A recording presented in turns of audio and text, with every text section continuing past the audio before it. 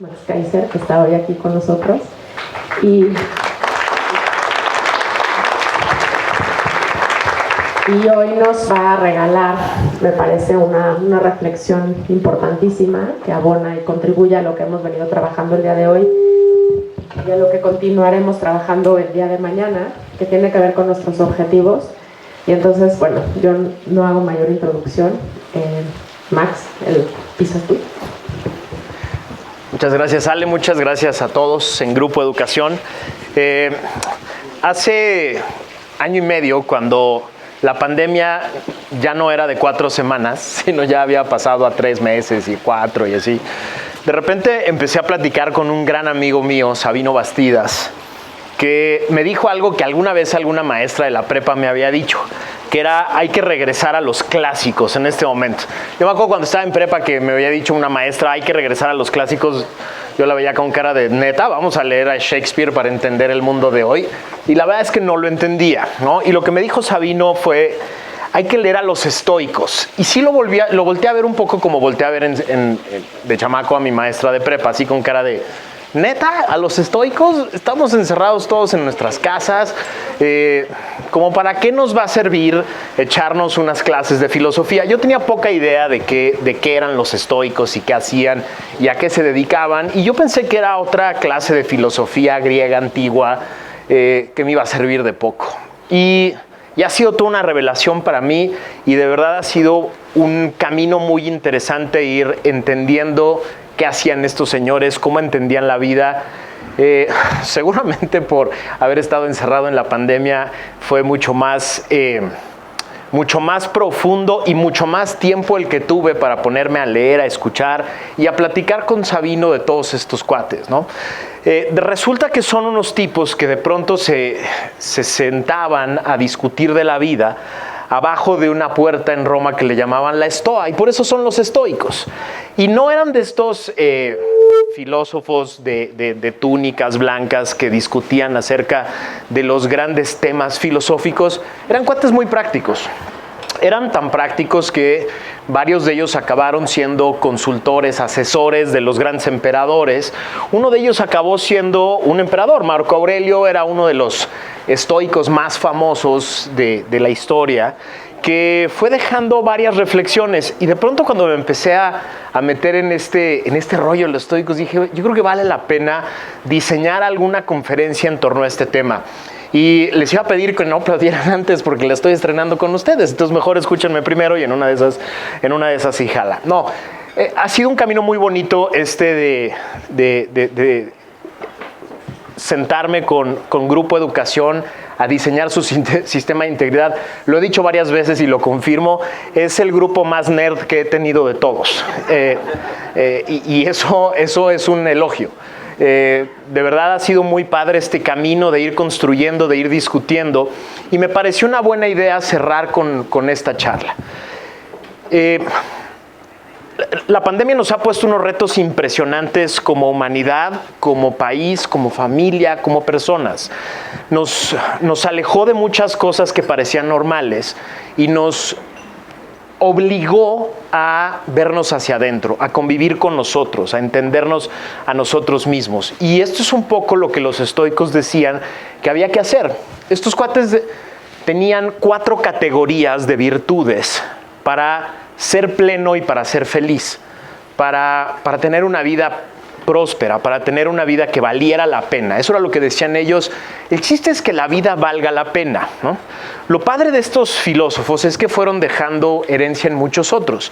¿Qué quiere decir que valga la pena? Uno de los estudiosos de los estoicos muchos siglos después, Theodore Roosevelt, no el Roosevelt de la Segunda Guerra Mundial, sino el del paso del siglo XIX al XX, decía, tratando de emular la filosofía de los estoicos, decía: la vida la puedes utilizar de 2 maneras. O te la gastas todita o se oxida todita. Y eso es una frase muy sencilla pero muy bonita. Lo que dicen es: o la ocupas completa y te la gastas hasta que ya no quede nada, o se va a oxidar y simplemente se va a desgastar y se va a acabar, ¿no? Y es una frase muy interesante porque resume mucho de la filosofía de estos señores. Lo que estos señores dicen es: tenemos una, ahí está, y tú sabes qué haces con ella. Hay muchos mitos en torno a ellos falsos. Por ejemplo, la gente cree que esta filosofía se trata de aguantar vara, ¿no? Aguantó como estoico, y entonces mucha gente lo que cree que eso quiere decir es pues, que se aguantó los golpes sin decir nada. Y no va por ahí. Una de las cosas, quizá el tronco más importante de esta filosofía, es que hay que ocuparse de las cosas que puedo controlar y dejar pasar las que no. Ese es el tronco más importante. Y para mí eso fue como lo que me involucró en ponerme a estudiar este rollo en la pandemia, porque la pandemia no la hemos podido controlar. Y no la vamos a poder controlar como muchas otras cosas que pasan afuera. Lo que dicen estos señores es, yo puedo controlar lo que yo pienso de las cosas y cómo reacciono a lo que pasa afuera. Yo no puedo controlar lo que pasa afuera. Yo no puedo controlar lo que alguien dice de mí, ni cómo alguien me ve. Yo puedo controlar cómo reacciono a lo que alguien dice de mí. Y es lo único que puedo hacer. Y ese es el centro de esta filosofía. Y tienen 4 categorías de virtudes. 4 virtudes que son como, les llaman virtudes cardinales, que valen mucho la pena en este momento. Son 4 virtudes que, aplicadas a todo lo que hemos ido desarrollando desde el grupo directivo y que poco a poco vamos a ir aterrizando en todos ustedes, pero también desde el plano personal, sobre todo en esta época de la pospandemia, creo que nos pueden servir muchísimo. La primera virtud es la sabiduría, la segunda la justicia, la tercera el valor y la cuarta es la de la moderación o templanza. Y vamos a ir una por una. Hay una frase muy bonita de Marco Aurelio que pongo en la primera lámina. Dice, no gastes más tiempo argumentando acerca de lo que debe ser un buen hombre, sé uno. Así de sencillito. Y es una frase que seguramente en la que se inspiró Gandhi, que tiene una frase también muy bonita, que es, sé el cambio que quieres ver en el mundo. ¿Quieres ver un cambio en el mundo? Sé primero tú ese cambio. Y está muy basada en este rollo. Entonces, no les voy a echar, antes de que hagan cara de aburrimiento, de que les voy a echar un rollo sobre filosofía, nada tiene que ver. Vamos a ir viendo una por una y les voy a proponer 5 acciones muy concretas para cada una de estas virtudes, para que empecemos a ensayar todos los días. Una de las cosas más bonitas de estos cuates es que sabían y entendían que los hombres no pueden ser perfectos. No pueden ser perfectos. Es más, lo que estos cuates decían es, los hombres tienen que fallar, tienen que salir, atreverse, arriesgarse y fallar 1000 veces, y levantarse 1000 veces, y volverlo a hacer, y volverlo a intentar, y otra vez, porque nunca van a lograr a ser perfectos, pero lo que sí pueden hacer es tratar de ensayar estas virtudes permanentemente para tratar de ser mejores que ayer, mejores que la última vez. Entonces vamos a empezar con sabiduría. Sabiduría, la primera, para reconocer la verdad de las mentiras. Ahorita estábamos hablando antes de empezar a platicar con ustedes, que estamos en un momento muy complicado en el mundo, en México, en Estados Unidos, por políticos que acabaron con el parámetro de la verdad, ¿no? Trump, Bolsonaro, el presidente mexicano, Chávez, varios presidentes que eliminaron el parámetro de verdad. Ya no existe la verdad. Cada quien tiene su verdad, su opinión, sus otros datos. Si queremos retomar la idea de la sabiduría, tenemos que volvernos a comprometer con la verdad. Lo que es cierto de lo que no lo es. Y para poder comprometernos con la verdad hay que estudiarla, hay que entenderla, hay que conocerla, hay que informarse. No puede ser sabio, no puede ser nadie sabio que no esté comprometido con la verdad. Y nadie puede estar comprometido con la verdad si no la busca, si no se informa, si no lee, si no trata de entender. La verdad no se encuentra en opiniones de otros. La opinión de otros es una interpretación de lo que ellos entendieron de la verdad. La verdad se encuentra cada quien tiene que ir a buscarla, cada quien tiene que ir a comprometerse con ella. El segundo elemento que les quiero proponer es la sabiduría para reconocer quiénes quieren servir y quién quiere servir y quién quiere servirse de nosotros. Esto es muy importante. Una de las cosas más importantes de la filosofía de los estoicos era el servicio, servir a otros, servir a una causa, servir a una comunidad, servir a una familia, servir a un país. Y es una es una forma muy bonita de superar las frustraciones, porque lo que decían estos cuates es, si sirves, si tratas de dedicar tu vida al servicio, no hay cómo fallar, porque no hay error. Si todo está en la intención con la que haces las cosas. No hay un parámetro específico de servicio, pero también hay que aprender a reconocer a los que sirven de los que se sirven de nosotros. Solo dedicando la vida al servicio es posible saber reconocer qué personas solo buscan cargos, puestos, posiciones, plataformas para servirse de otros y qué personas de verdad auténticamente quieren servir. Solo sirviendo puedes reconocerlos. 3, la sabiduría para reconocer la realidad. Constantemente me pregunta la gente, ¿por qué sigue siendo tan popular el presidente? ¿Por qué, a pesar de todos los fracasos, tanta gente lo sigue queriendo? Por una razón muy sencilla. Todos los que estuvimos en el poder los últimos 20 años creíamos que ya habíamos hecho la chamba y se nos olvidó la mitad del país. Se nos olvidaron millones de pobres, se nos olvidaron zonas llenas de violencia e inseguridad. Se nos olvidaron muchas personas que debían estar incluidas en el proyecto de país. Esa es la realidad. Y este señor fue a esas zonas, fue a esos pueblos. Les habló a los ojos, los vio a la cara, les dio la mano, los abrazó. Más de 2,000 municipios recorrió durante 20 años. Y estas personas hoy sienten que es su presidente. Por eso sigue siendo tan popular. Y no lo van a dejar, ¿eh? Millones de personas no lo van a dejar. Pase lo que pase, haga lo que haga, destruya lo que destruya, porque reconoció una realidad. La está acabando de echar a perder, es clarísimo. Y a los primeros que va a afectar va a ser a ellos. Pero no importa, para ellos no importa, porque es su presidente. Es el que los vio. Y esa es una realidad. Necesitamos sabiduría para reconocer la realidad, para entenderla, para verla, para que no se nos vuelvan a olvidar millones de personas. 4. Una vez que reconocemos la realidad, necesitamos sabiduría para generar alternativas. Es decir, muchos ya entendemos que está mal. Muchos ya entienden que está mal, ya entienden que está fallando, pero se sienten huérfanos. ¿Y cuál es la alternativa? ¿Qué hay al lado? ¿Qué hay en lugar de? ¿Lo mismo de antes? ¿Lo mismo de siempre? ¿Los mismos cuates que ya nos vendieron algo que falló? Y esa es la orfandad que tenemos que empezar a atender. Los que nos dedicamos a promover liderazgo, a generar educación, a generar conocimiento, tenemos que generar alternativas para que las cosas sucedan de otra manera, pasen mejor. Si no, no sirve de nada. Es decir, una de las cosas más importantes de los estoicos era la sabiduría solo para saber no sirve de nada. La sabiduría es para utilizarla, para usarla, para arriesgarse, para probarla, para cambiar vidas, para generar alternativas. Y finalmente 5, para convencer a otros de trabajar juntos. Y esa es una de las claves más importantes. Imagínense toda la sabiduría que va a hacer falta en los próximos años para empezar a trabajar juntos. Imagínense toda la energía que hemos perdido en los últimos años trabajando separados. Imagínense este rollo de el partido en el gobierno y la oposición. Es un absurdo. Estamos perdiendo todo el tiempo la mitad de la energía. Todo el tiempo. Unos llegan, proponen y otros se oponen. Por más que he insistido, he platicado con senadores, con gobernadores y demás, de los que se llaman la oposición, y les digo, no sean idiotas, déjense de decir la oposición, díganse la alternativa. La oposición siempre se refiere a la persona a la que te opones. Yo no quiero ser la oposición.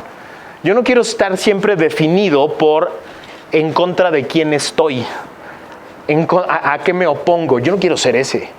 Yo quiero empezar a tender puentes con personas completamente diferentes a mí para que entre todos empecemos a reconstruir este país. Imagínense la cantidad de sabiduría que se requiere para eso. La cantidad de paciencia, la cantidad de humildad que se requiere para tender puentes y decir, no te entiendo, no sé de dónde viene eso que dices, pero tú y yo tenemos que trabajar juntos, porque si no vamos a estar perdiendo mucha energía. Puse aquí un par de frasecitas que me parecen muy interesantes, una de Séneca y una de Marco Aurelio. Dice, ninguna persona tiene el poder de tener todo lo que quiere, pero está en su poder no querer lo que no tiene y poner alegremente en buen uso lo que tiene. Es una frase muy interesante de Séneca, porque justo es como un resumen de la sabiduría de los estoicos. Lo que tienes, úsalo. Lo que no tienes, no lo quieras, no lo desees. Y con eso vas a vivir mucho menos frustrado. Y Marco Aurelio decía, el objeto de la vida no es estar en el lado de la mayoría, sino escapar de formar parte de los insensatos. Y esta frase es muy bonita, ¿no? Porque en este momento hace mucha falta no ser parte de los insensatos. No ser parte de este grupo de personas que solo quieren dividir, que solo quieren ofender, que solo quieren separar a otros. Esos son los insensatos, los que no quieren ver la realidad. Es que no entiendo por qué sigue siendo tan popular. Porque fue a la calle a ver a la gente que todos nosotros habíamos olvidado. Porque fue a ocuparse de verlos a la cara. Es que está destruyendo el país y a los primeros que afecte es a ellos. Sí es cierto. Pero a esas personas ya los habían afectado otras muchas, de otros partidos, de todos los colores, que no los habían visto a la cara. Y él sí fue a verlos a la cara. Esa es la sabiduría que tenemos que empezar a tener. Segundo tema, segunda columna de virtudes, las de la justicia. ¿Justicia para qué? Insisto, aquí la idea no es tratar de hacer un análisis filosófico de la justicia. Hay que utilizarla para algo. Entonces, cinco propuestas. Utilizar la justicia para sanar las heridas de este país. No va a haber forma de sanar este país, de volver a juntarnos entre todos sin justicia, ¿eh? Es decir, si las madres que perdieron a hijos por la violencia, si los padres que perdieron a hijos por la falta de medicinas, si las personas pobres que no tienen dinero porque se lo robaron unos políticos, no ven que alguien paga las consecuencias, que alguien recibe un castigo, que hay justicia completa, el país no sana. Esas heridas se quedan abiertas. Y si se quedan abiertas, lo que quiere decir es que no podemos construir puentes. Esto es justicia para sanar heridas. Justicia para crear un país de iguales frente a la ley. Esto es muy importante. Necesitamos volver a vernos todos como iguales. Olvidar los colores, olvidar las religiones, olvidar las preferencias sexuales, olvidar el género, olvidar todas las cosas que según nosotros nos separan y volvernos iguales ante la ley y exigir permanentemente a través de la justicia que no haya diferencias artificiales.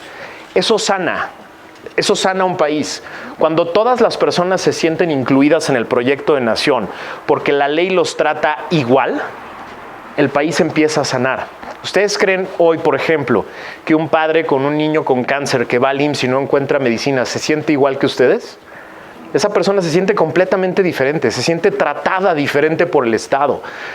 Cuando esa persona trata de ir a algún lugar para exigir el derecho de su hijo a la salud y nadie le hace caso, él se siente diferente. Siente que hay una injusticia en su contra. Y siente, cuando ve a otras personas, como yo que acabo de llevar a mi hija hace un mes al Ángeles con un seguro privado, cuando me ve a mí llevar a mi hija y sanar a mi hija en un hospital privado, dice, él es diferente a mí, ¿pero por qué? ¿Qué pasó que él es diferente a mí y que lo tratan diferente y que tiene condiciones distintas? Si mantenemos esas diferencias injustas, mantenemos las brechas que nos separan y eso no va a construir país nunca. Justicia para restablecer los derechos de quienes los han perdido. Hay personas que han perdido derechos y necesitamos que la justicia esté todo el tiempo al servicio de ellos para restablecerles sus derechos.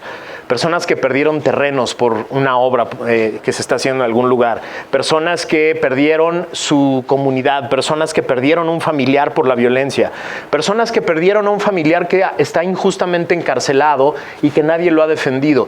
Todas esas personas que perdieron sus derechos están clamando justicia y si no se las damos, esas personas son las que después van a tratar de desquitarse de nosotros.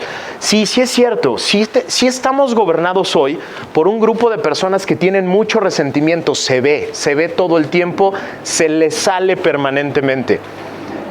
No estoy diciendo que esté justificado, pero tiene una causa, Hay causas detrás de ese resentimiento y hay causas muy profundas que tenemos que reconocer y que tenemos que atender. 4, para aislar a aquellos que quieren aprovecharse de nosotros. Sí, la justicia también sirve para quitarnos de encima a los que ya no valen la pena, a los que ya fueron desleales con nosotros. La justicia debe servir para que los Duartes, los Borges, hoy los Cuauhtémocs blancos, etcétera, no vuelvan a hacernos daño.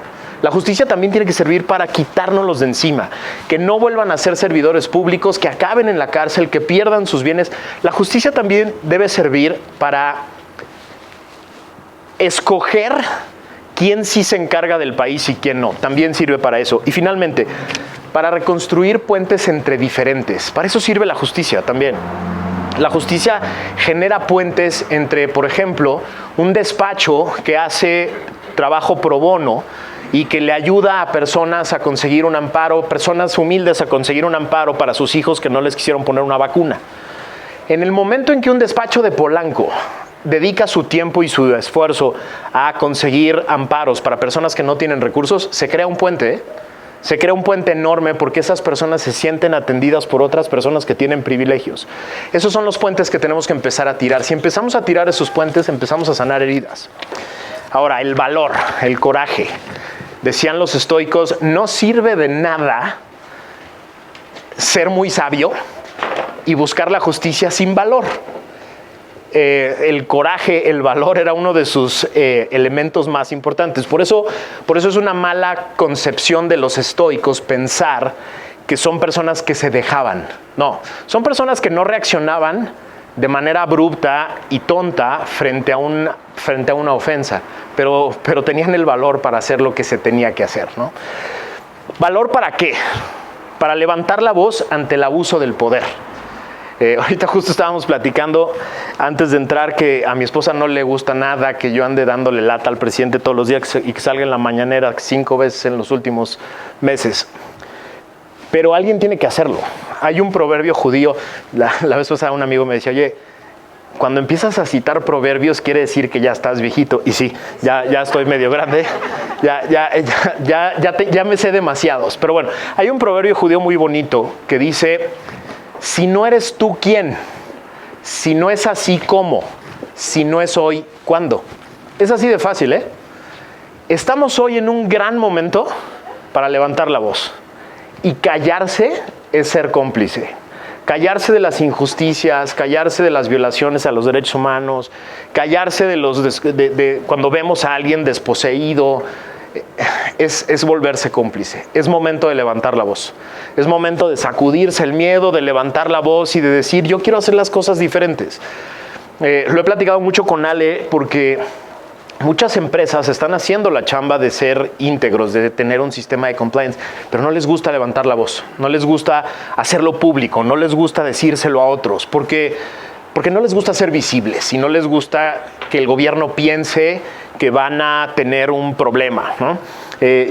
Yo siempre agradezco muchísimo a una empresa que me tiene aquí dando una charla y me tiene platicando de sistemas de integridad, porque muchas empresas no se atreven. En los últimos meses me han mandado pantallazos de WhatsApp de personas que dicen, yo te quería contratar, pero mi jefe dice que nos exponemos al tenerte en una conferencia, ¿no? Porque no vaya a ser que el gobierno se enoje con nosotros porque tú hablaste en nuestra conferencia. Está bien, yo no lo tomo como personal, cada quien hace sus propios cálculos, pero yo creo que estamos en un momento para levantar la voz. Si no tenemos el coraje de levantar la voz, las cosas no cambian, ¿eh? 2, para decirle a las cosas por su nombre. Es momento de decirle a las cosas por el nombre que tienen. Corrupción es corrupción, violencia es violencia, no son aportaciones, son sobornos. No es mover el dinero de un lugar a otro por descuido, son desvíos de recursos. Hay que decirle a las cosas por su nombre porque si no se pierde el parámetro de verdad. Si no, no sabemos de qué estamos hablando. Y hay que tener valor para hacerlo, ¿eh?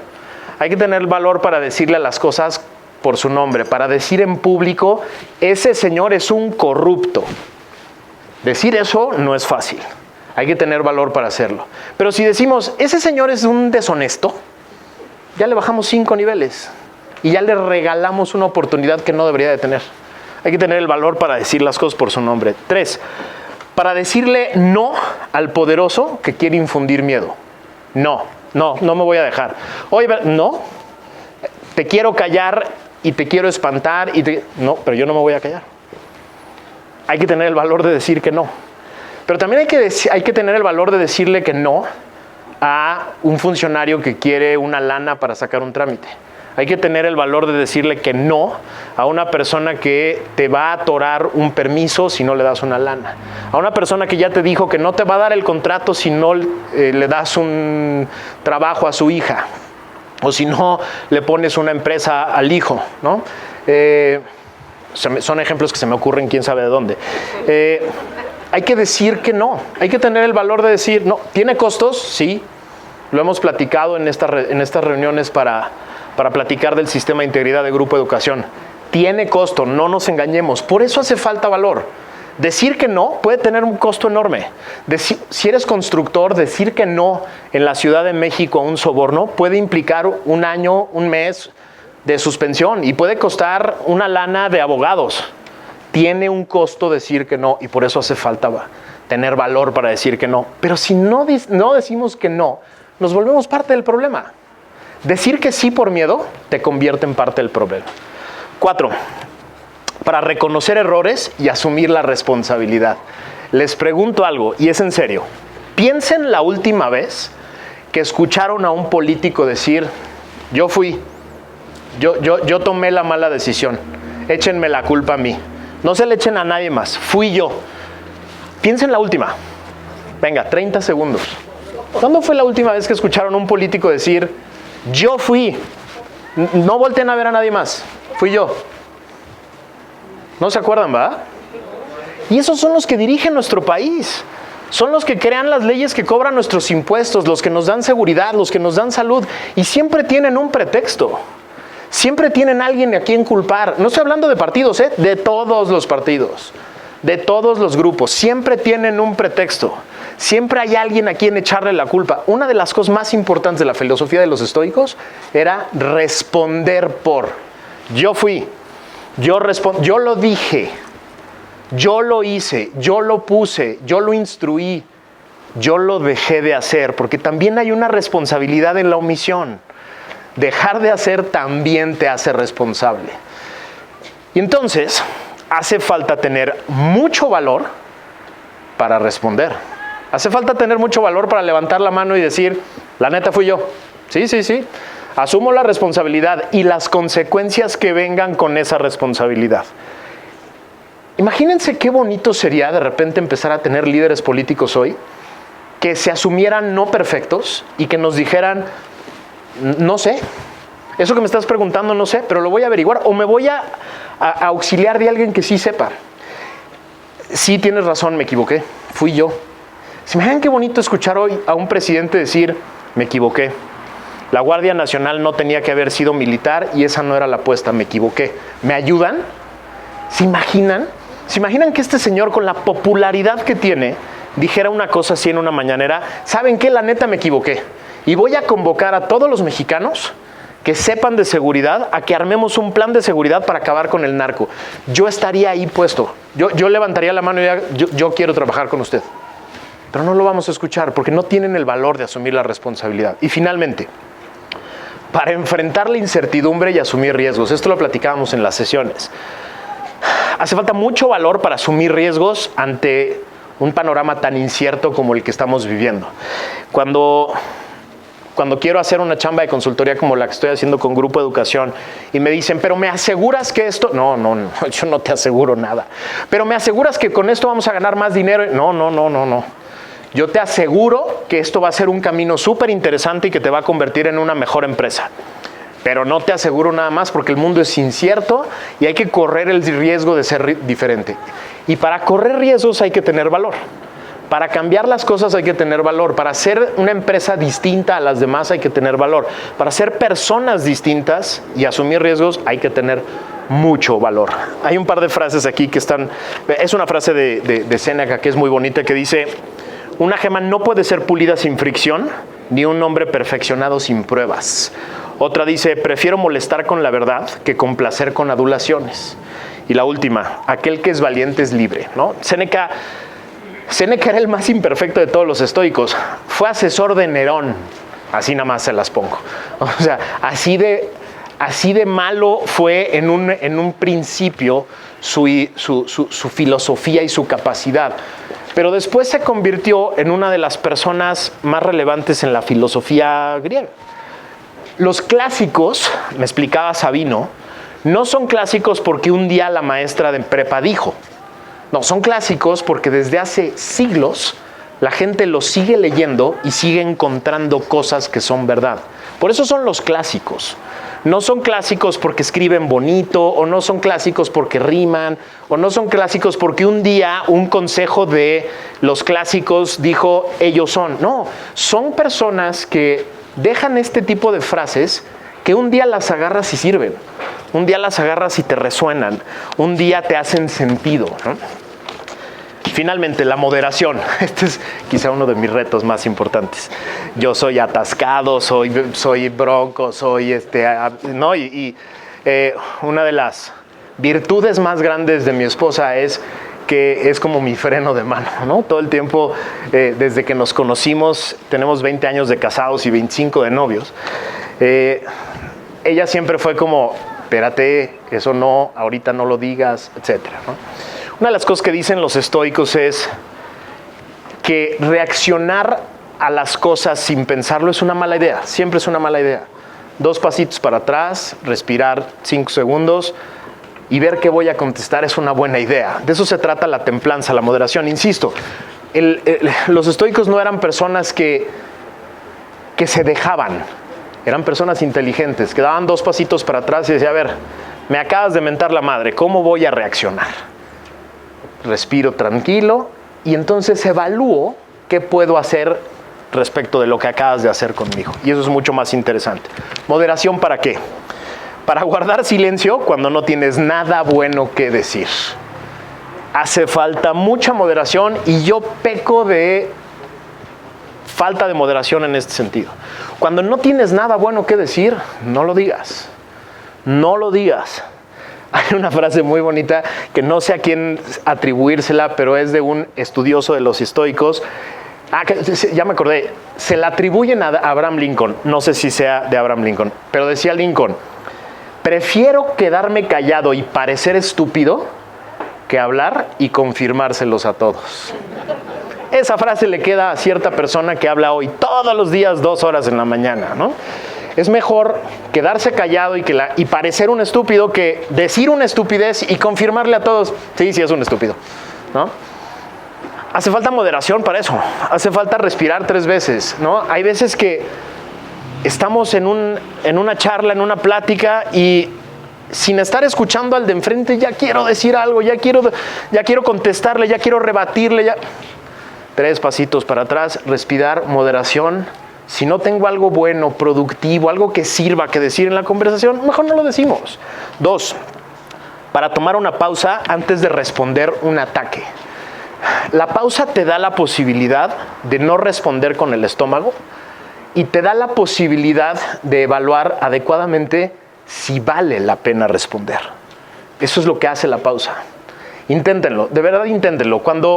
Cuando lean un WhatsApp que les calienta el corazón, cuando escuchan una cosa que se siente como un ataque hacia ustedes, hagan una pausa de 10 segundos. De 10 segundos. Antes de escribir, antes de meter, 10 segundos. A ver, ¿qué está pasando? ¿Qué me está queriendo decir? ¿Cómo lo estoy interpretando yo? ¿Cómo me siento en este momento? En una de esas no está hablando de mí, está hablando de él. Y ya. Y en una de esas, esa pausa evita hasta divorcios, 3, para evitar explotar la debilidad de otra persona. Esta es rudísima. Se vale ser estratégico, se vale competir, se vale buscar las debilidades de la competencia y tratar de explotarlas. No se vale encontrar debilidades en otras personas y explotar las debilidades de personas concretas, exponerlas, aprovecharse de ellas. Eso no está bien. Una de las aportaciones en estas charlas que teníamos los viernes, tenía ahí como una conciencia que siempre me cuestionaba cosas. No voy a decir el nombre de Paulina porque si no se va a enojar, pero una de las cosas que me dejó en esta charla fue que platicábamos la diferencia entre moral y ética. Y yo trataba de explicar que la moral es siempre códigos externos, es siempre cosas que alguien más impone, que alguien más pensó, que están ahí y que no cuestionamos. Y en cambio la ética, decía Paulina, es una brújula interna, es ese código interno que me dice, no, esto no está bien. Hay veces cuando vemos la debilidad de una persona que podemos aprovechar, que en lugar de buscar en el código moral si está bien o no aprovecharse de esa debilidad, mejor vamos a la brújula de la ética y le preguntamos, oye, ¿vale la pena que le ponga una patada a este cuate débil que ya me enseñó por dónde cojea o no? ¿Vamos a ganar algo con eso? ¿Vale la pena? ¿Es ético hacerlo? Vale la pena hacerse esa pregunta. 4, para no presumir el servicio a otros. Lo bonito de servir es que no hace falta presumirlo. Solito el servicio se presume. En el momento en que tú presumes estar sirviéndole a otras personas, puedes estar echando a perder todo el camino del servicio. Vale la pena quedarse callado, vale la pena no presumir el servicio. Vale la pena aprender del servicio y replicarlo en otros lados y a lo mejor explicarle a otras personas lo que hiciste en otras situaciones que sirvió. Pero todos sabemos qué es presumir, ¿no? Esa guía, esa brújula ética interna nos deja claro cuándo estoy compartiendo una experiencia y cuándo la estoy presumiendo. Cuándo estoy queriendo hacerme el importante, cuándo estoy queriendo resaltar frente a otras personas. Y eso no sirve, ¿no? Y finalmente, para celebrar una victoria sin pisar la dignidad del perdedor. No hay forma de que restablezcamos puentes en este país, no hay forma de restablecer puentes en este país, si no aprendemos a ganar con dignidad. No solo a perder con dignidad, a ganar con dignidad. Uno de los grandes dramas que hemos tenido, por lo menos en el ciclo político en los últimos años en este país, es justo esto. Los ganadores son muy indignos. Los ganadores aplastan, los ganadores pisotean, los ganadores se quitan de encima a otras personas sin tratar de aprovechar lo que otras personas podrían aportar. En el mundo de los negocios es igual. Se vale competir, se trata de competir. Se trata de competir para ganar, pero se trata de competir para ganar con dignidad. Y la dignidad implica que no hace falta pisotear al que perdió, no hace falta patearlo en el suelo, no hace falta restregarlo. La simple victoria debería de ser suficiente para aprender un chorro de cosas, celebrar, aplaudirse y ahí quedarlo. Decía Marco Aurelio, si no está bien, no lo hagas. Si no es verdad, no lo digas. Y esa es la brújula. La tenemos todos, ¿eh? Todos tenemos esa brújula dentro y nos los dice. Hay una confusión, creo yo, de los que fuimos educados en el catolicismo.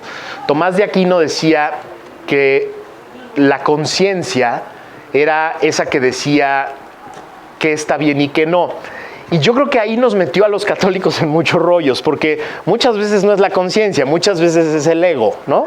Y a veces no es la conciencia la que te está diciendo, oye, no hagas eso. O sea, a veces es el ego y a veces es miedo y a veces es frustración. Cuando entiendes que la ética es diferente a la conciencia, entonces entiendes que hay cosas que son correctas y justas y otras que no lo son. Y ahí no es el ego el que habla, es esa brújula interna. Dice después Séneca, la recompensa de una buena acción es haberla hecho. Y eso es lo bonito de empezar a aprender a servir. El quedarte con la satisfacción de, yo lo hice por servir. Salió mal, ni modo, lo corregimos para la próxima vez. Salió bien, qué bueno, ya, nada más lo hice por servir. Esa es la recompensa, ¿no? Y déjenme acabar con una frase que es mía, pero la agarré de otra persona y medio la compuse, que es, si quieres caminar rápido, hazlo solo. Si quieres caminar lejos, hazlo acompañado de quienes creen en ti. Grupo Educación creyó en mí y yo quiero caminar lejos con ustedes. Muchas gracias.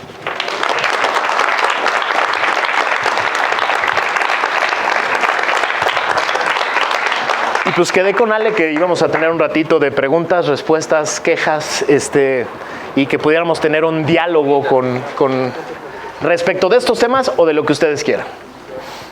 ¿Quién se avienta? ¿Nadie? ¿Ya? ¿Todo el mundo tiene mucha hambre y vamos a cenar? De lo que sea, de política, de deporte, de lo que ustedes quieran. No, no es cierto.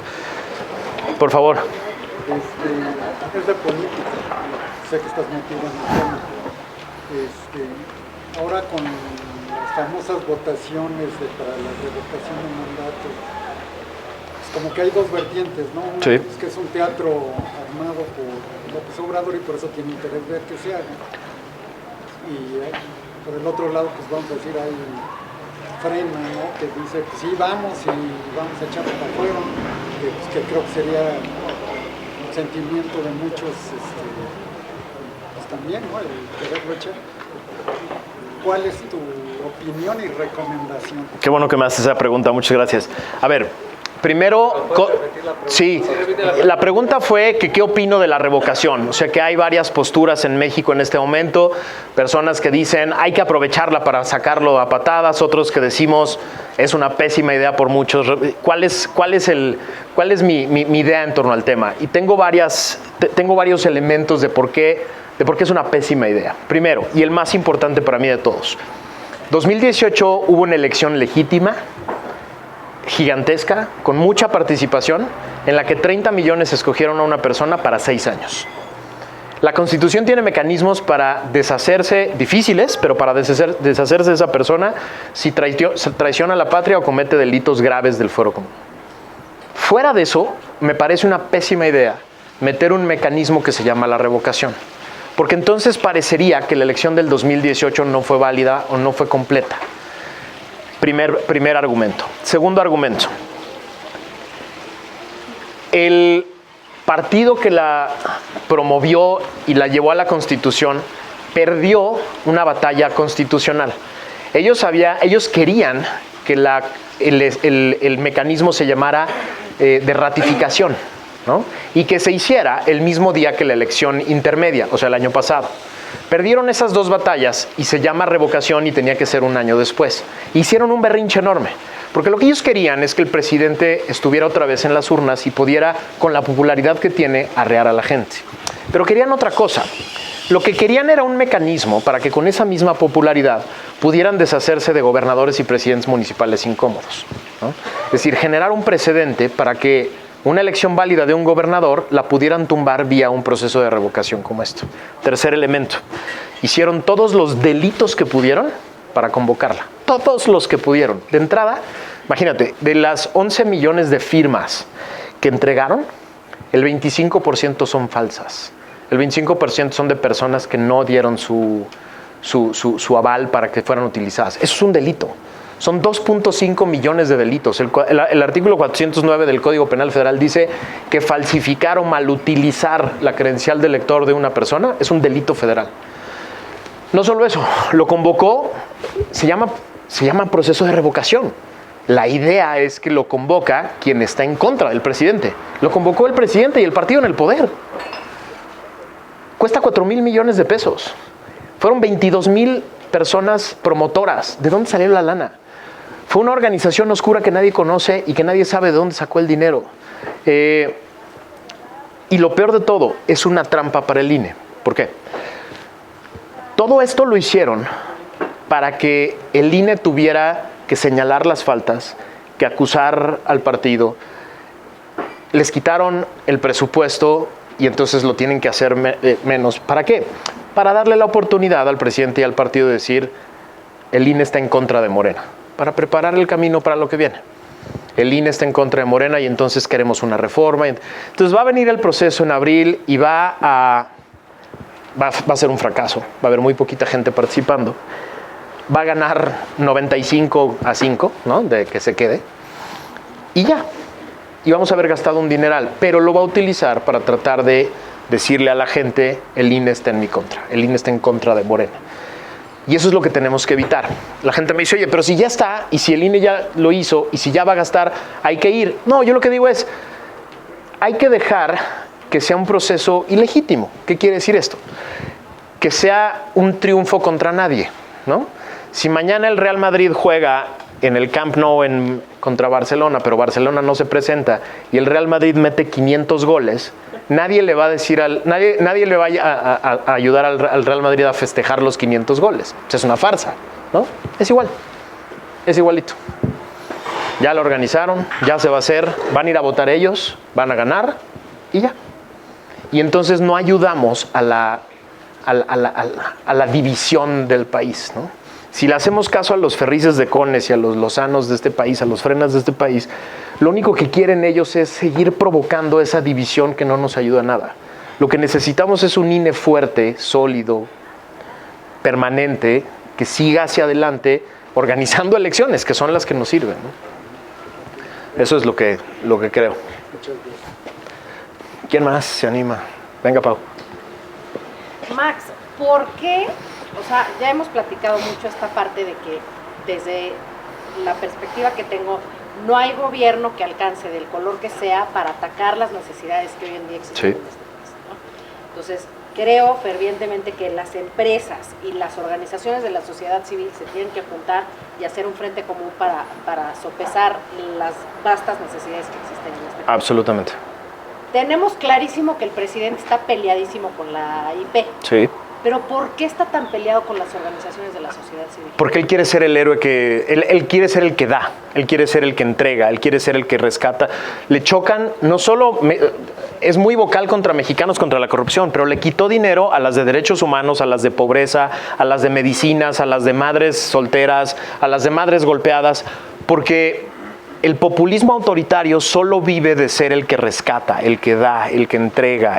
Y entonces esta masa de sociedad civil organizada y empresarios, haciendo esa chamba, le quitan foro, le quitan agradecimientos, le quitan relevancia, ¿no? Esto que dices lo dice desde Alexis de Tocqueville, es un francés que fue a ver qué demonios estaban haciendo los gringos hace 200 años que era tan exitosa su democracia. Y una de las cosas que encontró de Tocqueville en Estados Unidos es justo eso, que entre el Estado y la ciudadanía había una nata en medio que se llamaba sociedad civil. Y decían, los franceses no tenemos esto y por eso no sirve. Los gringos, desde que nace la democracia, tienen en medio entre la ciudadanía desorganizada y el Estado, tienen un conjunto de organizaciones que se dedican a todo. No todas son buenas. Está la National Rifle Association, que se encarga de pelear porque los gringos puedan tener AR-15s en su casa, ¿no? No quiere decir que sea bueno. Todo lo que hace la sociedad civil o todo lo que hacen las empresas. Pero lo que sí es importante es que es necesario, porque lo apuntas muy bien. No hay gobierno que alcance, no hay impuestos que alcancen para que el gobierno resuelva los problemas de todos los ciudadanos. Pero la otra cosa muy bonita de la sociedad civil organizada y los empresarios que le chocan a este presidente es que son autónomas, no dependen del gobierno, no necesitan al gobierno, no se mueven al son que les toca el gobierno, y eso le choca a este personaje. Le chocan los empresarios que no necesitan del gobierno. Le chocan los empresarios a los que no puede amarrar con una auditoría, con una acusación, a los empresarios a los que no puede amarrar con un contrato. Le chocan porque no le deben nada a él, ¿no? Y por eso está tan enojado con ellos. Por eso es una lucha permanente. Y por eso le choca a la clase media. Le choca a la clase media, que somos los que no tenemos un subsidio en casa, a los que no nos da dinero para nuestros hijos, a los que no. O sea, la clase media, en México somos una clase muy curiosa, muy diferente en muchos otros lugares del mundo. La clase media europea paga todos los impuestos que paga porque recibe salud de alta calidad gratis, educación de alta calidad gratis, seguridad de alta calidad gratis, gratis es una pésima, no es gratis, le cuesta 60% de su sueldo, pero la recibe sin un costo extra, vamos a decir. Los latinos, los mexicanos de clase media, somos los que mantenemos al país, somos los que damos el 90% de los empleos, los que pagamos la mayor parte de los impuestos que se pagan y que sostienen al gobierno, Y la mayoría de los que estamos aquí no utilizamos la salud pública ni la educación pública. Nosotros somos los que pagamos la seguridad de nuestras casas, los seguros de gastos médicos, el policía de la entrada, ¿no? Somos una clase media muy curiosa que está empezando a despertar. Y eso no le gusta nada a esta persona. No le gusta nada a esta persona porque a otras personas puede llegar a sus casas, ¿no? Estos que les digo yo, los cuervos de la nación, que son los del chalequito rojo. A muchas personas, a muchas familias pueden llegar y tocarles a su casa y decir, ojo, cuidado con quién votas, porque el sueldo y el subsidio para los adultos mayores y el subsidio para los niños de prepa, y etcétera, se va si votas por alguien diferente. Esas personas no pueden llegar a mi casa a hacer lo mismo, ni a la tuya, ni a la de la mayoría de los que estamos aquí. Porque lo que les vamos a decir es, ¿cuál lana? ¿De dónde? ¿No? Yo te pago a ti para todo y no recibo nada a cambio. Por eso le choca a la clase media, por eso le choca a la sociedad civil organizada, por eso le chocan los empresarios que no dependen de él. Y le encantan los que están ahí sentados a su mesa, los que no sobreviven sin un contrato público, los que no sobreviven sin una obra, los que no sobreviven una auditoría del IMSS, los que no sobrevivirían una auditoría del SAT, etc. Esos le encantan, porque esos los tiene aquí todo el tiempo agarrados. Gracias, Marcos. ¿Nadie más? ¿Se atreve? Pero perdón, Por favor. los empresarios tienen miedo. Totalmente. Porque muchas fortunas en este país se hicieron con delitos y cosas que no se pueden decir. Y eso está ahí, eso lo tiene en una listita guardada, ¿no? Entonces, cada que un empresario quiere levantar la voz, cada que un político de otro partido quiere levantar la voz, ni siquiera hace falta, ya cuando lo dice en la mañanera, ya es que ya pasaron por su oficina y ya les enseñó en la oficina, oye, ¿te acuerdas de este impuesto que no pagaste? ¿Y te acuerdas de esta casa en Miami que tienes? ¿No? A los políticos los tiene agarrados con casas en Woodlands y en Miami, cuentas de banco en otros lados. ¿Vas a hablar? ¿Vas a decir algo en mi contra? Mira, aquí está esto. Pero lo mismo los empresarios. Muchos empresarios de México hicieron sus fortunas de forma que no pueden revelar, ¿no? Entonces, cuando quieren levantar la voz, nada más alguien les recuerda de dónde viene esa fortuna y nada más dan 3 pasitos para atrás. Pero pues yo no sé qué más esperan perder, ¿no? Yo creo que ahorita el empresariado mexicano ya se las cantaron por todos lados. No sé si vieron la reforma de ayer.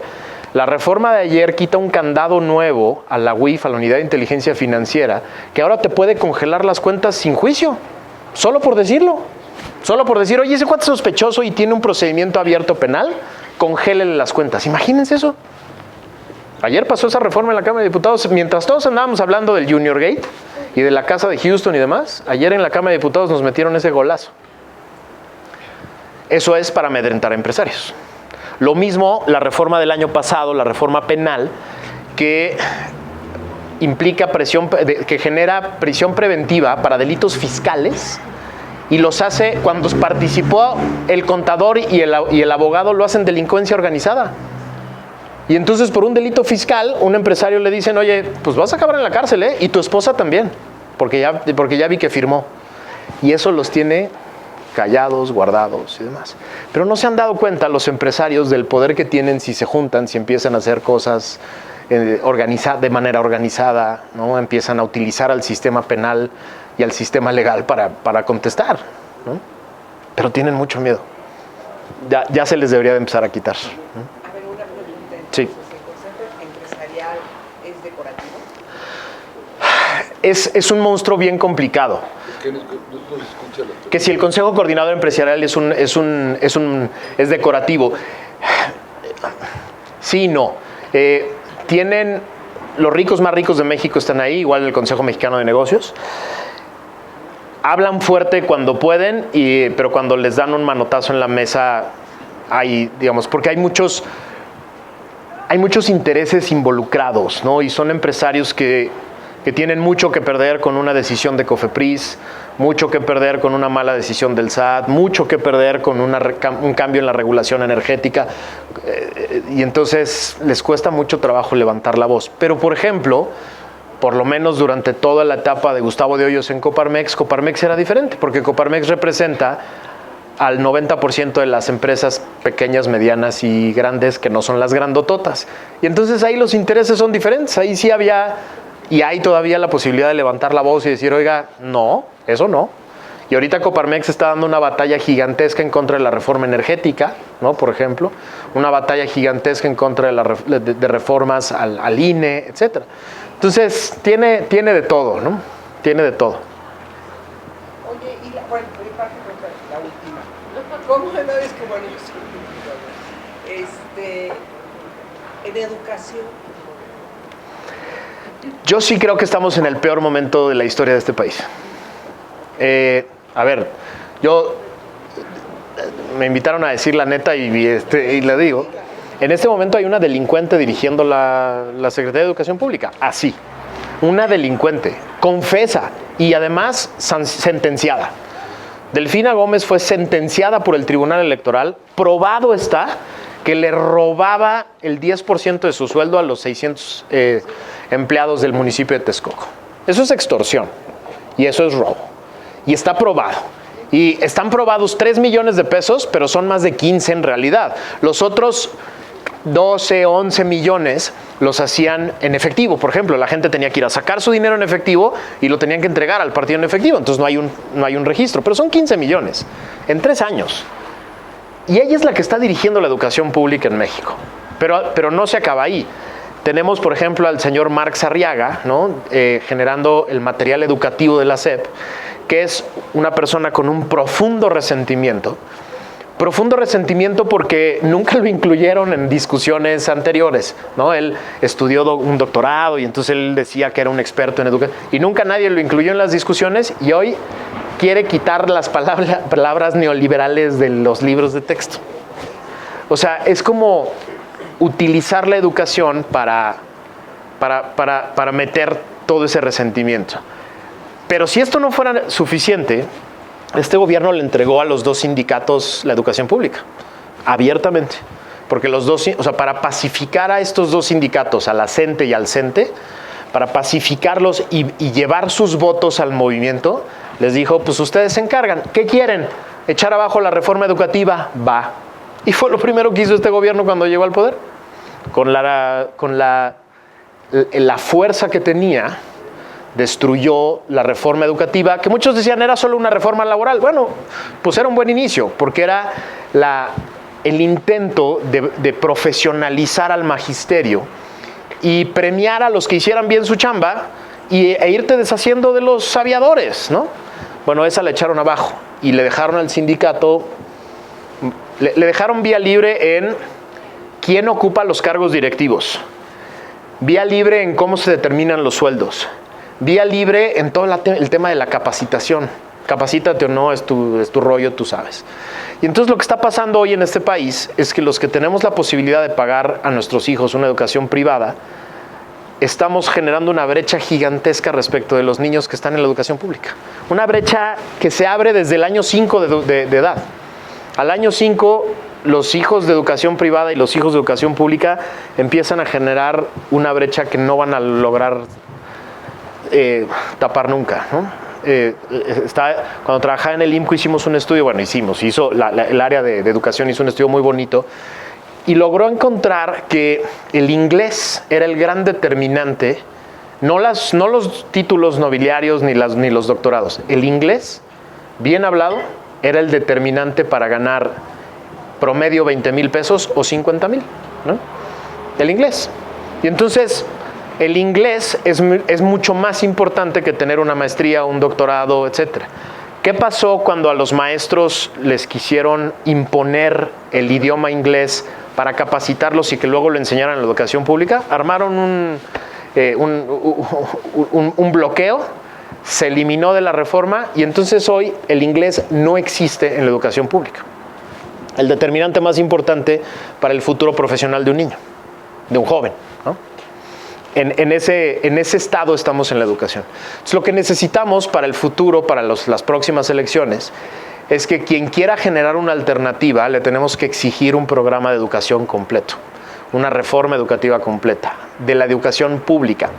Y esto es un poco dramático porque es bien difícil convencer a la clase media de que este tema sea causa.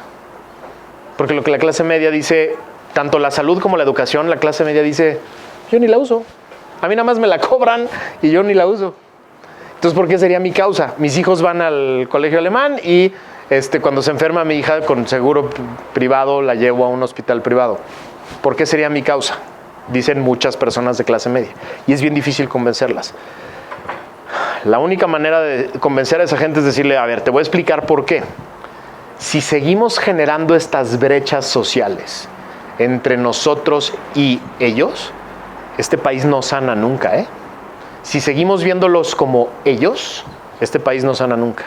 Tenemos que considerarnos todos los mismos mexicanos y tenemos que ocuparnos de que aquellas personas que no pueden pagar una educación y una salud privada tengan la mejor salud y la mejor educación posible.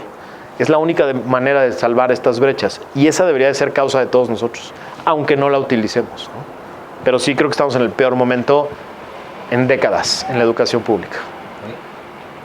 Pero oportunidad y por eso estamos trabajando y por eso estamos hoy todo el día y sí, está difícil, pero de eso va lo que José y lo que hemos hablado y la red y el por qué estamos, ¿no? Absolutamente, o sea, hoy no se trataba de noche de depresión, pero sí, sí, ya los deprimí a todos después de... No, yo creo que lo que dice Ale es importantísimo. Todos estos dramas son grandes oportunidades de hacer las cosas diferentes. De tener el liderazgo para hacerlo diferente. Pero justo lo que le decía también a Ale y a José en algún momento es, hay que tener el valor de salir y dar la cara y de hacerlo diferente, ¿no? Y de hacerlo en público para jalar a otros, ¿no? Para que otros se atrevan a hacerlo, ¿no? Por favor. No, hablando de educación y de lo que comentas, que coincido contigo, hace un par de semanas tuve la oportunidad de compartir la mesa en un evento en el Museo de la Memoria y Tolerancia, en el Museo de Arte Popular que dirige la señora Teresa Arango, con Esteban Moctezuma y Cecilia, su esposa. Y bueno, pues además nos tocó al lado, ya lo conozco. A ver, Esteban, ¿cómo es que ya no estás al frente de educación pública? ¿Qué pasó? ¿Qué nos puedes platicar? Pues desafortunadamente yo estaba muy contento, tenía buena plática, buena comunicación con el presidente, había programas muy interesantes, pero el presidente me cortó de tajo en el aspecto de que no le interesa nada que tenga que ver con la calidad. Todo lo que le proponíamos que tenía que ver con eficiencia, mejoría en general de instalaciones, de libros, de bibliotecas, etcétera, no lo ponderaba adecuadamente y él me decía, eso es secundario, ese viene después. Ahorita tenemos que enfocarnos al tema de la cobertura. Tenemos que hacer lo posible para que más niños jóvenes tengan la posibilidad de estudiar. Y salió el tema, obviamente, de, por ejemplo, una universidad que acaban de crear, la Universidad de Rosario Castellanos.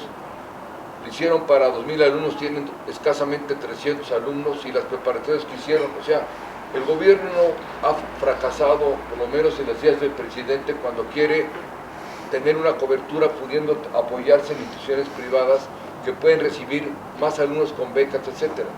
Entonces es una pena y dijo yo un momento en que ya no me entendía con el presidente, yo no estaba de acuerdo y lo mejor fue para no estresar el tema, pues aceptar ser embajador en Washington, pero hay mucho futuro, dice hay mucho futuro. Porque el gobierno nunca ha podido ni podrá atender toda la demanda educativa a ningún nivel, es imposible, no hay presupuesto que alcance. Y por otro lado, un tema interesante, de las pocas instituciones que han perdurado y persisten y se prolongan en la historia de México es el Banco de México. Han tenido buenos directores, Carlos Mancera, Guillermo Ortiz, después los que vinieron, etc. Pero un factor por lo cual el Banco de México ha funcionado es post-autonomía, que son programas post-sexenales. Entonces Esteban Moctezuma coincide con otros secretarios con los que hemos platicado, que ojalá, es un sueño, el día de mañana la Secretaría de Educación Pública sea autónoma para que los programas que existan se prolonguen, pase lo que pase y vengan los sexenios que vengan, porque ¿qué sucede? Invierten mucho dinero en enciclomedia y en la biblioteca José Vasconcelos y en aquello y otro. Llega el nuevo secretario de Educación a la basura y empieza nuevamente con todo. México tiene un rezago impresionante a nivel de los países en educación, aunque sí se destina un presupuesto muy alto. Entonces, el día que el gobierno, no sé, vaya a ser alguna vez, acepte que tiene que ser autónoma y que los programas que se establezcan van a ser, no a 6 años, van a ser a 100 años, es cuando el país va a poder progresar. Absolutamente. De otra manera, es difícil, es triste porque se va unando a la pobreza, ahora con la educación a la distancia, ¿cuántos niños se quedaron sin educación? Porque no tienen internet o porque tienen en su casa una computadora que, etcétera, etcétera, lo que sabemos todos. Entonces, es donde nosotros vemos un gran nicho para hacer algo. Absolutamente. Contribuir con un pedacito y que se sumen otros. O un pedazote. Los gringos tienen muchos defectos, pero una de las virtudes que yo les veo, por lo menos en el tema de las políticas públicas, es el pragmatismo. Y los gringos son muy buenos para hacer alianzas con el sector privado. Lo vimos, por ejemplo, en el tema de las vacunas. En lugar de querer hacer lo que hizo el gobierno mexicano, que es yo las compro, yo las hago, yo las reparto, yo te las entrego, bailas conmigo y me das las gracias, los gringos dijeron, no, a ver, lo que necesitamos es vacunar a millones de personas. Entonces, alianzas con estadios de fútbol, alianzas con empresas farmacéuticas, con farmacias, con el ejército, y entonces todos ponemos vacunas gratis en todos lados y todos nos organizamos. Lo mismo hacen en la educación, hacen alianzas privadas públicas, ¿no? Y entonces le entregan a algunas universidades o escuelas de educación básica recursos para que privados hagan cosas que no puede hacer y generan alianzas en todo, en salud hacen lo mismo. Los británicos le aprendieron y superaron al maestro, por ejemplo, en el tema de salud. En algún momento se dieron cuenta los británicos que no había estado suficiente para dar un buen sistema de salud. ¿Qué hicieron? Alianzas con los privados. Los hospitales privados, a ver, tú vas a tener que dar X horas y X materiales y X operaciones para personas que vengan del sector público y el resto haz negocio con lo que yo te voy a dar y yo te voy a aportar y todo el mundo gana. Esa es la gran oportunidad hacia adelante, empezar a encontrar esquemas entre sector privado, organizaciones de la sociedad civil y gobierno en los que todos ganemos algo, un poquito, y todos vayamos empezando a construir juntos. Pero es lo que necesitamos, reconstruir puentes para que eso sea posible y quitarnos resentimientos y demás de encima para que en el próximo gobierno podamos construir esos puentes que nos ayuden a todos, ¿no? En educación hay una gran oportunidad ahí.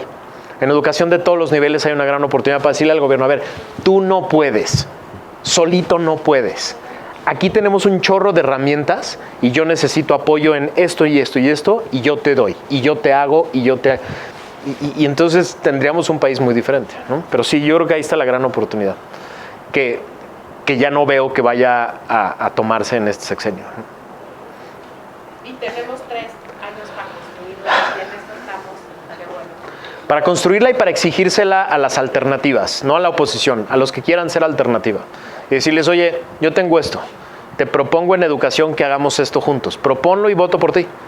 De eso se trata, empezar a ser también actor público y actor político en el tema.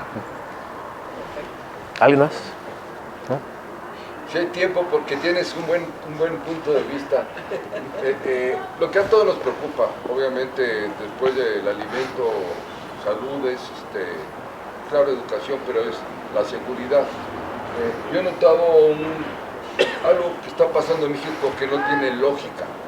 Por un lado, como nunca vemos que la violencia, todos los asesinatos, todo lo que está pasando, la inseguridad, los robos, han ido a la alza, Sí. por X motivos.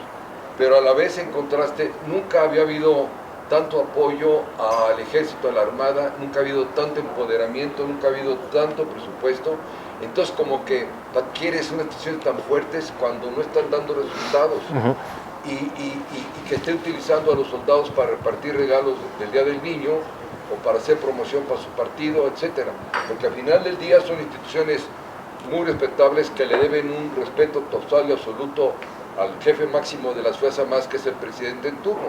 Entonces, ¿qué nos puedes comentar? Gran pregunta. Es que ese es, yo creo, que el tema de futuro, y ese es el tema que yo creo que va a definir al próximo presidente o al próximo partido en diferentes ámbitos local, municipal y legislativo que vayan a ganar, el que dé una buena alternativa en seguridad. Y es difícil de explicar, porque hay una apuesta desde hace tiempo al despliegue de fuerza, ¿no? El hacer parecer que hay mucha fuerza desplegada en una ciudad. Ejército, Marina, Guardia Nacional, antes Policía Federal, y entonces estoy haciendo algo con la seguridad. Porque se ve, y es lo que da rentabilidad política. Y lo que no da rentabilidad política es hacer la chamba completa. ¿Qué han hecho los países que han logrado darle la vuelta al tema de seguridad? Ver el tema de la seguridad, la justicia y la corrupción como tres temas ligados. Necesitas tener la capacidad de detectar muchos más delitos de los que se detectan hoy. De los que detectas, necesitas tener muchas mejores capacidades para investigar y armar buenos expedientes que las que tenemos hoy. De las investigaciones que se hacen, necesitas tener muy buenos ministerios públicos para llevarlas ante un juez y ganar órdenes de aprehensión para llevar a las personas al juicio. Cuando ya tienes a las personas en el juicio, necesitas muy buenos jueces para que no los dejen libres por estupideces. Cuando ya llevaste el juicio, necesitas jueces valientes y autónomos que pongan sentencias completas. Cuando ya se puso una sentencia completa, necesitas cárceles que mantengan a esas personas allá adentro y que no puedan delinquir. Pero cuando ya tienes las personas allá adentro, necesitas acabar con la red completa de la que se valían estas personas para hacer todo tipo de delitos, no solo a esa persona. Porque si la red se queda, esa persona queda desligada, pero la red sigue operando. De ese tamaño es el esquema de seguridad y justicia. Y está involucrado el tema de corrupción, porque si todo ese aparato está corroído por corrupción, están buscando el interés privado, entonces no sirve nada del aparato. Entonces necesitas ese aparato completo para el robo en pecero o para los delitos de cuello blanco, pasando por el narcotráfico y todo lo demás, para todos los delitos. Y eso es lo que es muy difícil de lograr, toma muchos años, no se ve y no es políticamente rentable. Entonces necesitas a personas, a grupos políticos que quieran hacer el ejercicio, que quieran poner su capital político para hacer todas las reformas que hacen falta, todas las reestructuras que hacen falta para que eso sea posible. No solo es reformas legales, es reformas estructurales, institucionales. Hay que apostarle mucho dinero. Para detectar delitos hay que meterle mucha lana a la tecnología, por ejemplo. Cámaras, detectores de biométricos. ¿De qué sirve tener un sistema C5 en México, cámaras por todos lados, si no tienes identificador de biométricos? Pues necesitas a cuates viendo la tele todo el tiempo. Lo que necesitas es que en el momento en que tú pongas los biométricos de una persona que ya identificaste, esa persona sea identificada por las cámaras en donde esté. Eso cuesta dinero. Hay que meterle lana. Entonces la austeridad no sirve para nada. Si tú andas pregonando austeridad, entonces no le estás metiendo dinero a ese tipo de cosas. Bueno, después necesitas meterle mucho dinero a ministerios públicos que sepan investigar, que sepan encontrar cosas, armarlas, articularlas, que estén bien pagados, que tengan buena capacidad. Hace falta dinero también para eso, para capacitar y para pagarles buenos sueldos. Hace falta mucho dinero y mucha capacitación y mucha profesionalización para que esas personas puedan armar un buen expediente y lo lleven ante un juez y lo defiendan ante un juez. Lo que tenemos hoy en México surge el escándalo, el Ministerio Público integra lo que puede, lo lleva ante un juez para quitarse de encima el problema político y luego a todo mundo se nos olvida, y lo que va a pasar en unos meses, que Javier Duarte, el exgobernador de Veracruz, va a salir libre, ¿no? ¿Por qué? Porque ya no tenemos a ministerios públicos capaces de ganar esos juicios, porque no armaron bien los expedientes. Y entonces esa impunidad te genera la idea de, pues no pasa nada. En este país, de cada 100 homicidios se resuelven 95, se quedan sin resolver 95. ¿Qué es lo que quiere decir esto? Que 95 asesinos se quedan con la idea de, pues aquí no pasa nada. Matar no importa. Eso es dramático. Y entonces no va a haber nunca seguridad si no atendemos el sistema completo. Y si solo creemos que la gran discusión es Guardia Nacional sí o no, Ejército sí o no, eso solo es el despliegue de fuerza para evitar algunos delitos. Todos los delitos que no logre evitar el despliegue de fuerza se van a meter en este sistema. Y si en este sistema se echan a perder, ya valió. De cada 1000 delitos que se cometen, el dato es dramático, de cada 1000 delitos que se cometen, 900 no llegan ni siquiera a ser conocidos por las autoridades. Entonces ya 900, ya olvídalos, quedan 100. De esos 100 que quedan, más o menos, o sea, de los que sí se denuncian y sí se conocen en la autoridad, de esos 100 que quedan, alrededor de la mitad acaban en una consignación, es decir, llegan a un juez. Y de esos más o menos el 80% obtienen una sentencia condenatoria, ¿no? Quiere decir que más o menos entre 20 y 30 de 1000 delitos reciben una consecuencia. No puede haber seguridad así. No puede haber. Porque los que están desde asaltando un pecero hasta matando gente en la calle, saben que 950, 980 veces de cada 1000 no les va a pasar nada. Ese es el tema. El tema no es Guardia Nacional sí o no, Ejército sí o no. Ese es solo el tema de despliegue de fuerza para lograr hacer algo de prevención. La otra discusión es enorme, es complejísima, pero lo más interesante es que ahí están las discusiones, ya se hicieron los foros, ya están, digamos, las propuestas ya están sobre la mesa. Nadie las quiere ejecutar porque el costo político es alto y la rentabilidad política es muy baja. Porque si yo apuesto hoy a una reforma de todo el sistema de seguridad, justicia y corrupción, yo, presidente, no voy a ver los resultados. Y a mí no me va a tocar el premio ni el aplauso. Le va a tocar a dentro de 2, si acaso. Pues qué chiste dicen, ¿no? Mejor construye un aeropuerto que no va a servir, mejor hago una refinería que sí se va a ver, ¿no? Esa es la apuesta. Hago un chuchú en la selva maya, me voy a subir, me voy a tomar la foto cortando el listón y esa es la inversión, ¿no? El tema de la rentabilidad política es muy importante y por eso los ciudadanos tenemos que volvernos mucho más hábiles e informados para saber qué sí sirve y qué no y poderles pasar el costo, ¿no? Por ahí va la cosa. Con gusto. Oiga, perdón, creo que con esto, tenemos que cerrar, pero... Sí, porque seguro ya están muriendo de hambre. Hay hambre. No, pero yo nada más, de veras, transmitir no nos desanimemos, o sea, no nos desanimemos y sobre todo me quedo con la cabeza siempre girando como todos los viernes que hemos tenido, pero me quedo con esto de Gandhi. Sé el cambio que quieres ver en el mundo. Y entonces de pronto podemos decir, pues, ¿qué tiene que ver nuestra vida cotidiana con la denuncia en el sistema penal o no, si el delito? No, porque tenemos un sistema de denuncias en la empresa que no creemos y que no confiamos. Usémoslo, alcemos la voz, cambiemos, hablemos, colaboremos, tendamos puentes, tengamos el valor de decir las cosas, moderémonos para no regarla. En fin, o sea, aterricemos esto, que este fue un poco el objetivo, o sea, muy importante conocer el entorno, el contexto, pero todo el cambio empieza por uno. Y de eso fue hoy, ¿no? O sea, esta primera parte fue hoy, de conocernos, de conectarnos, de entendernos, de reconocernos en la humanidad como lo dijimos. Y mañana nos toca la tarea, ¿no? De arrastrar el lápiz y decir, ¿qué voy a hacer yo para construir ese mundo y ese cambio que quiero ver? Muy concreto, muy específico, desde mi tramo de control, como dicen los estoicos. ¿Qué puedo controlar yo? Sin duda no vamos a poner el dinero que necesitamos para el sistema de seguridad, para cambiar la educación, o sea, toda, completa, pues no.